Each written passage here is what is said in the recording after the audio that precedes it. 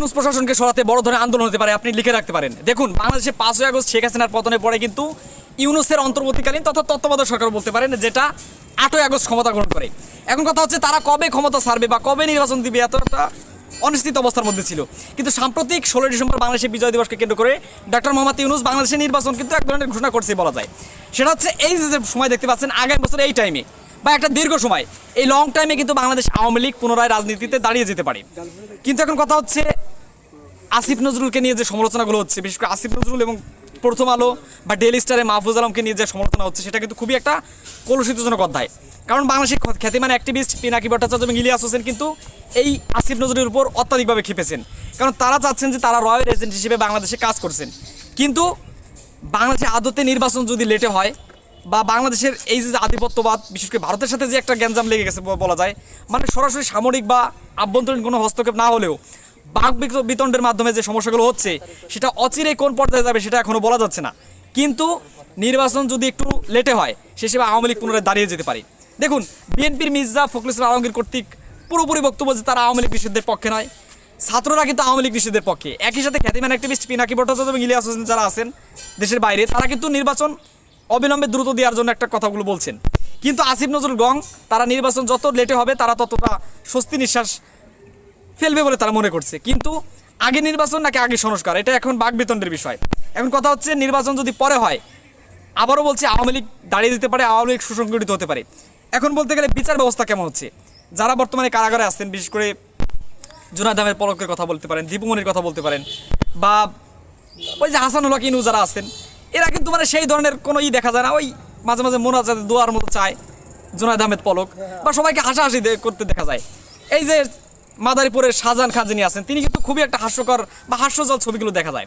অন্যদিকে আওয়ামী ফ্যাসিবাদের আমলে যখন কারাগারে মামুনুল হক বা আমির হামজা তাদেরকে নেওয়া হতো, হাতে ডান্ডা বেরিয়ে হাত করা কিন্তু অবশ্যই দেখা যেত। কিন্তু এখন বিপ্লবোত্তর বাংলাদেশে তারা যে একটা অনৈতিক অবস্থা সৃষ্টি করে দিয়ে গেছে, বাংলাদেশে একটা ধ্বংসের মুখে বাংলাদেশকে দিয়ে গেছিলো, এখন তাদের সেই ধরনের বিচার কিন্তু হচ্ছে না, এটা আপনারা সকলে জানেন। কিন্তু আসিফ নজরুল গং তাদের মাধ্যমে টাকা খেয়ে সম্ভবত তাকে ছেড়ে দিবে বলে বিভিন্ন গণমাধ্যম বা যারা খ্যাতিমান অ্যাক্টিভিস্ট আছেন তারা বিভিন্ন রিপোর্টের মাধ্যমে প্রকাশ করছেন। আদতে আসিফ নজরুল, প্রথম আলো, ডেইলি স্টার বাংলাদেশের আভ্যন্তরীণ বিষয়গুলো নিয়ে নাক গলাচ্ছে কিনা বা ভারতের সাথে তাদের আদতে কোনো যোগসূত্র আছে কিনা, এটা এখন বড় প্রশ্ন। এখন ফাইনালি যেটা বলি, 2009 সালে তত্ত্বাবধায়ক সরকারের বিরুদ্ধে কিন্তু একটা কঠিন আন্দোলন সৃষ্টি হয়েছিল এবং তারা টানা 2 বছর ক্ষমতায় ছিল। কিন্তু বাংলাদেশে এটা দেখতে গেলে প্রায় 1 বছরের বেশি ক্ষমতায় তারা থাকতে পারে, সেই হিসেবে 2 বছরের কাছাকাছি। এখন সেই অন্তর্বর্তীকালীন সরকারকে সরাতে বড় ধরনের আন্দোলন সৃষ্টি হবে কিনা সেটা এখন সময়ের প্রশ্ন। এখন ইলিয়াস হোসেনের সাম্প্রতিক একটা বক্তব্য যতটুকু জানা যাচ্ছে, বিএনপি এবং জামাত ইসলাম সহ বিভিন্ন রাজনৈতিক দল কিন্তু তারা অচিরেই এই মার্চ মাসের দিকে বড় ধরনের আন্দোলনে যেতে পারে এই অন্তর্বর্তীকালীন সরকারকে হটাতে বা সরাতে। এখন কথা হচ্ছে যত সময় লেট হচ্ছে ভাই, বাস্তবে কিন্তু কোনো সংস্কারই হচ্ছে না বাংলাদেশে।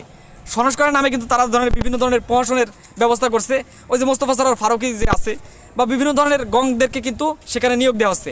আপনারা জানেন কিছুদিন আগে প্রথম আলোর একজন ঘনিষ্ঠ ব্যক্তিত্ব যিনি মুজিব প্রজারী ছিলেন, স্বয়ং তাকে উপদেষ্টা হিসেবে নিয়োগ করা হয়। একই সাথে ওই যে ফারুকীকে নিয়ে যে বিতর্কগুলো সৃষ্টি হয়, এগুলো কিন্তু বিতর্ক লেগেই আছে। এখন বলতে গেলে বাংলাদেশের পুলিশ প্রশাসন এবং নির্বাচন কমিশন যেটা আছে, সেখানে কিন্তু একটা সুন্দর সংস্কারের মাধ্যমে ভালো ব্যক্তিত্বকে বসানো হয় সেখানে প্রধান হিসেবে। কিন্তু বিভিন্ন ক্ষেত্রে কিন্তু সমালোচনা রয়ে যাচ্ছে। সেই দিক থেকে বাংলাদেশে আদতে নির্বাচন দেরিতে হলে কতটা সমস্যার সম্মুখীন হতে পারে সেটা সময় বলে দেবে।